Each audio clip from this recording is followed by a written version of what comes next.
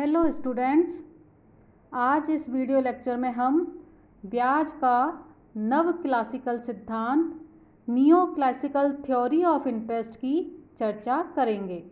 विद्यार्थियों, पिछले video lecture में हमने ब्याज के प्रतिष्ठित सिद्धांत का अध्ययन किया था। ब्याज के नव क्लासिकल सिद्धांत को हम उधार देय कोष सिद्धांत, लोनेवल फंड थ्योरी भी कहते हैं।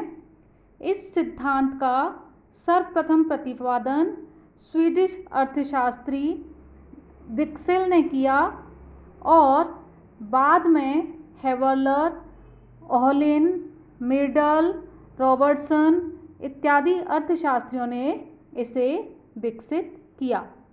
विद्यार्थियों, ब्याज का नव प्रतिष्ठित सिद्धांत ब्याज निर्धारित करते समय वास्तविक तत्वों जैसे उत्पादकता, प्रतीक्षा, बचत आदि के अलावा मौद्रिक तत्वों जैसे मुद्रा का संचय, असंचय, बैंक साख इत्यादि तत्वों को भी इसमें शामिल किया गया है।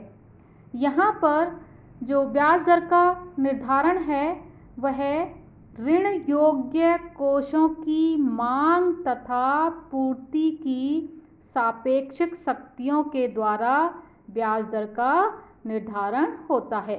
यानी लोनेबल फंड्स की डिमांड और लोनेबल फंड्स की सप्लाई दोनों मिलकर ब्याज दर को निर्धारित करती हैं। विद्यार्थियों, इस सिद्धांत के अनुसार ब्याज दर वह कीमत है जो ऋण देय कोष की मांग तथा पूर्ति को संतुलित करती है। यहाँ पर ऋण देय कोषों की पूर्ति के 4 स्रोत माने गए हैं। सबसे पहले बचत, सेविंग। इसका मतलब है कि जो लोग बाग हैं वह बचत के माध्यम से लोनेबल फंड्स की सप्लाई करते हैं। ब्याज की विभिन्न दरों पर बचत की अनुसूची बनाई जा सकती है। ब्याज दर पर बचत निर्धारित होती है। बचत पूर्ति और ब्याज दर का सीधा संबंध होता है। यहाँ पर जो बचते हैं वह व्यक्तिगत क्षेत्र, व्यावसायिक क्षेत्र तथा सरकारी क्षेत्र तीनों के द्वारा की जाती हैं।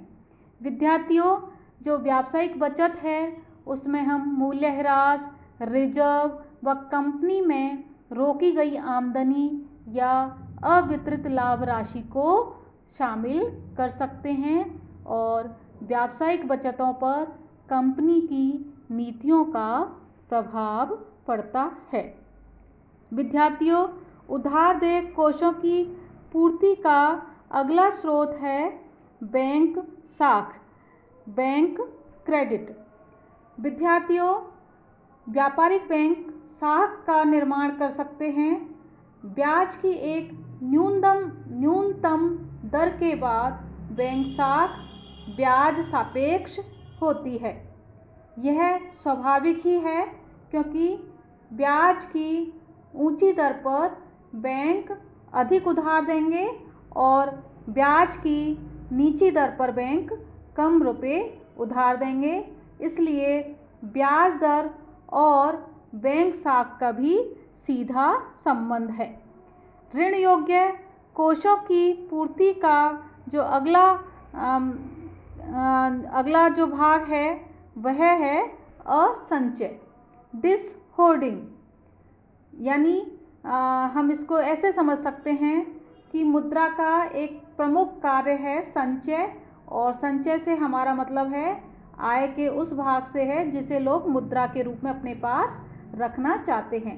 यदि ब्याज दर अधिक होती है तो संचय की हुई राशि असंचित कर दी जाती है और जब ब्याज दर कम होती है तो असंचय की मात्रा कम होगी। इसका मतलब है कि लोग बाग जब अपने पुराने संग्रह में से राशि निकालने लगते हैं तो उधार देय कोषों की पूर्ति बढ़ जाती है।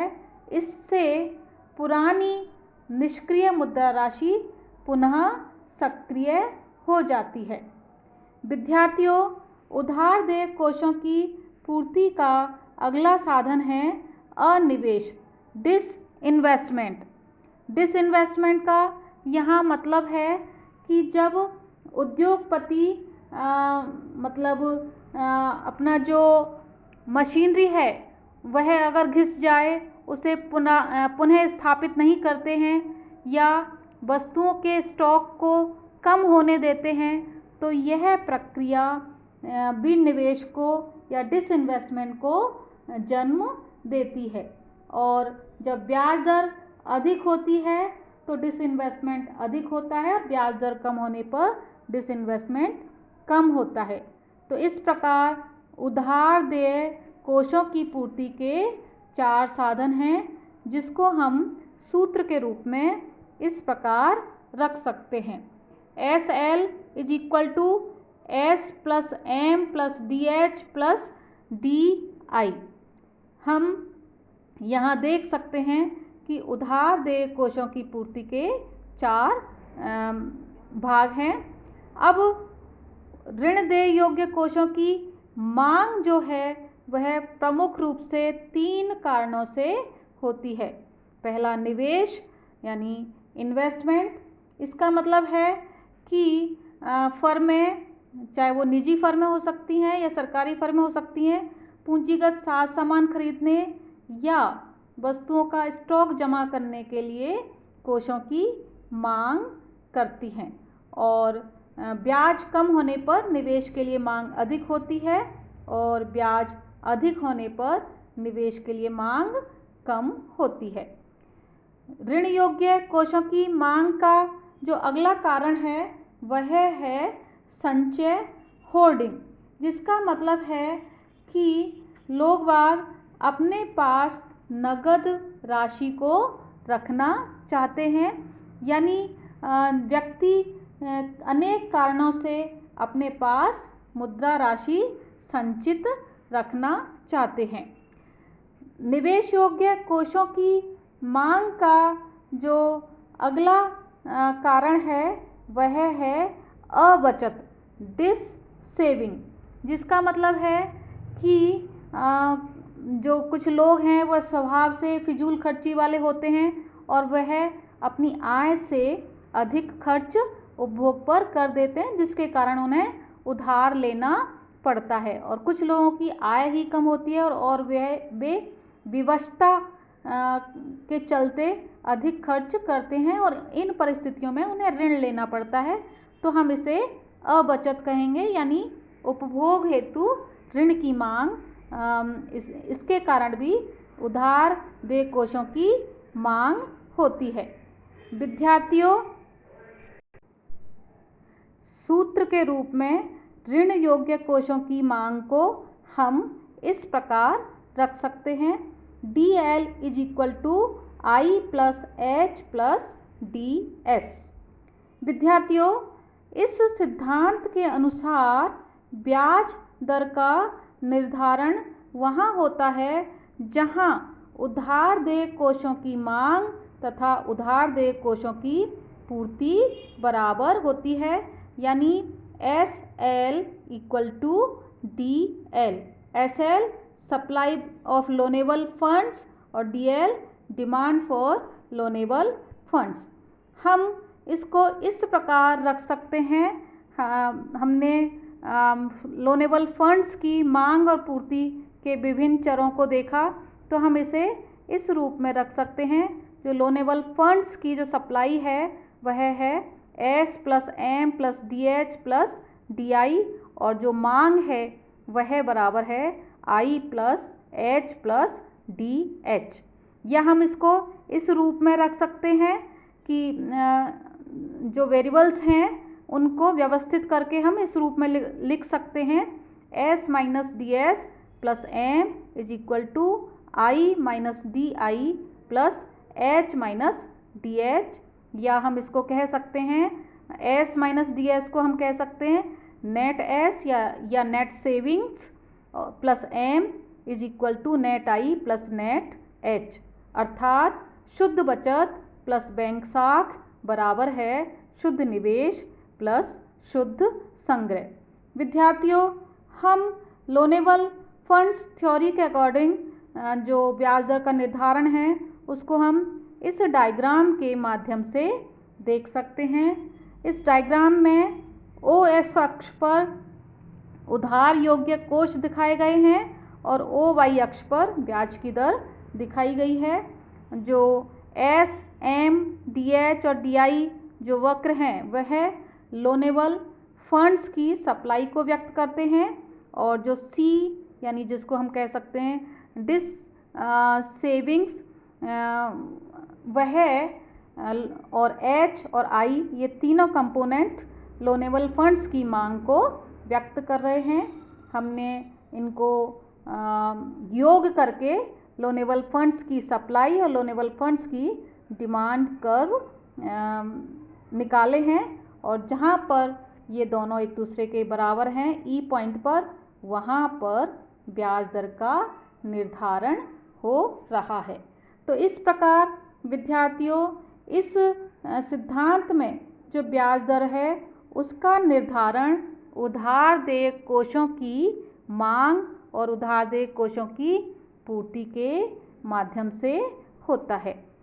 विद्यार्थियों, यह सिद्धांत प्रतिष्ठित सिद्धांत ब्याज दर का निर्धारण का जो प्रतिष्ठित सिद्धांत है उस पर एक सुधार है, उससे बेटर है, क्योंकि इसमें ब्याज के निर्धारण के लिए केवल बचत की मांग और बचत की पूर्ति ही नहीं ली गई, बल्कि यहाँ पर समस्त ऋण योग्य कोषों की मांग और पूर्ति को शामिल किया गया है। प्रतिष्ठित सिद्धांत ब्याज का वास्तविक सिद्धांत है और वह मौद्रिक तत्वों की व्याख्या नहीं करता, लेकिन इसके विपरीत जो ऋण योग्य कोष सिद्धांत है वह ये बताता है कि मुद्रा की बचत और निवेश पर के अलावा जो ब्याज दर का निर्धारण है वह न केवल बचत और निवेश पर निर्भर करती है, बल्कि वह असंचय, बैंक साख, इसके अलावा संग्रह, इन सब पर भी निर्भर करती है। लेकिन इस सिद्धांत की भी आलोचनाएं की गई हैं। इस सिद्धांत के बारे में यह कहा गया है कि इसमें जो संग्रह का विचार है, यानी जो होर्डिंग का जो कंसेप्ट है वह काफ़ी भ्रमात्मक है। कीन्स कहते हैं कि मुद्रा की मात्रा स्थिर रहने पर संग्रह की मात्रा नहीं बदलती है, जबकि अर्थशास्त्री होम का कहना है कि मुद्रा का प्रचलन वेग वेलोसिटी ऑफ सर्कुलेशन बदलने से संग्रह की मात्रा बदल सकती है। इसके अलावा यह सिद्धांत भी पूर्ण रोजगार की अवास्तविक मान्यता पर आधारित है और इस सिद्धांत की आलोचना करते हुए यह कहा गया कि इसमें वास्तविक तथा मौद्रिक तत्वों का मिश्रण कर दिया गया है। दूसरी बात ये कि इसमें भी ब्याज दर अनिर्धारित रह जाती है, क्योंकि हम ब्याज दर को जाने बिना जो बचत की मात्रा है या जो डिस सेविंग्स हैं उन सबको नहीं जान सकते, और इसलिए जब तक DH सेविंग्स ये निर्धारित नहीं होती या इन्वेस्टमेंट की मात्रा निर्धारित नहीं होती, ब्याज दर को निर्धारित नहीं किया जा सकता।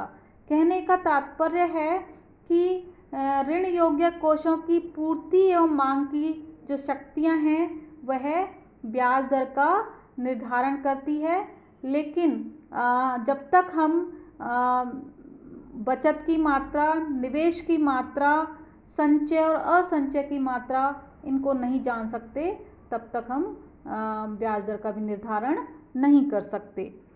इसके अलावा यहाँ पर जो ब्याज दर पर ही बचत की मात्रा को निर्भर माना गया है, जबकि बचत की मात्रा आय स्तर पर भी निर्भर करती है।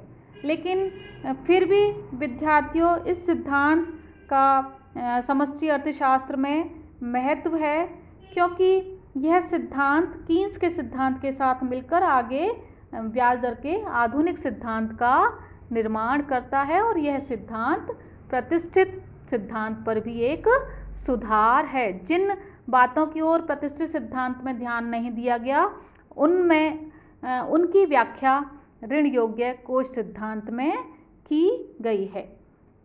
मैं समझती हूँ विद्यार्थियों आपको यह सिद्धांत समझ में आ गया होगा।